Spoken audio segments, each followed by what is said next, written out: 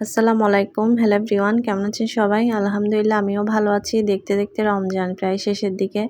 তো সবার রমজান কেমন কাটতেছে অবশ্যই জানাবেন। শপিং হয়েছে কিনা অবশ্যই জানাবেন কমেন্টে। তো আমি এদিকে রান্না করে নিচ্ছি সেহেরির জন্য চিংড়ি ভুনা করতেছি। তো পেঁয়াজ কষিয়ে নিয়েছি মশলাসহ।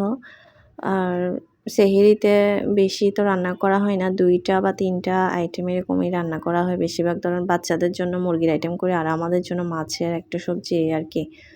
তো চিংড়িটা রান্না আমাদের বাসায় যেভাবে খাই সেভাবে আমি রান্না করতেছি। একেকজনের রান্নার স্টাইলটা অন্য একেক রকম।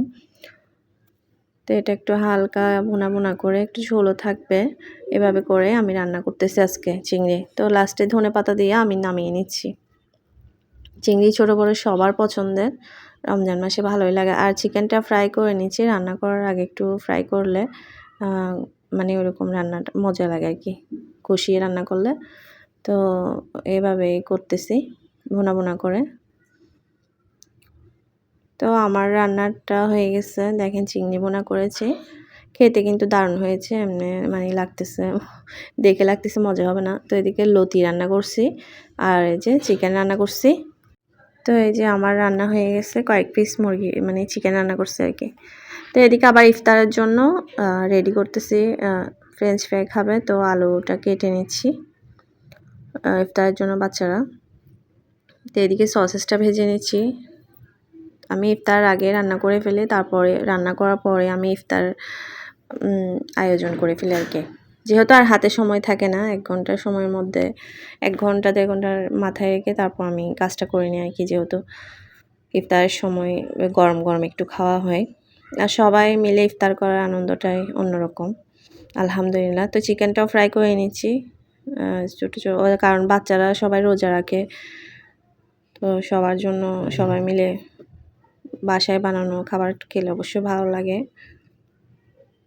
তো অনেক সময় কিনেও খাওয়া হয়। শরীর ভালো না লাগলে কিনে আনা হয়। আর এখনকার যুগে বাচ্চারা চিকেন ফ্রাই ছাড়া তো অন্য কিছু খেতেই চায় না। মানে কি একটা অবস্থা। তো আমার চিকেনটাও ফ্রাই করা হয়ে গেছে। তো আমি সবকিছু আইটেম আরকি সাজিয়ে নিব। চিকেনটা রেডি করা হয়ে গেছে। তো এদিকে পিঠা আছে দেখেন আমাদের চট্টগ্রামের। এটা হচ্ছে কুইচা পিঠা বলে আরকি আমাদের চট্টগ্রামের মানুষ চিনবে। তো এদিকে চিকেন ফ্রাইটা হয়ে গেছে। এদিকে ছিল অন্থন। আর হচ্ছে এটা ডিম আলুর চপ বানিয়েছি। ওটার ভিডিও করা হয়নি। চিকেন নাগেট করেছি ফ্রাই। তো তারপরে ছিল সালাদ ছিল। আর শরবত ছিল। এ হচ্ছে আমাদের ইফতার আইটেম আরকি। আর বার্গার নিয়ে এসছে আমার মেয়ে খেতে ইচ্ছা করতেছে নাকি ওর। তো বার্গার ছিল। তো এটা দিয়ে আমরা ইফতার করে নিলাম আরকি। আর রমজান মাসে একটু ভিডিও ব্লগ করতে অনেক কষ্ট হয়ে যায়।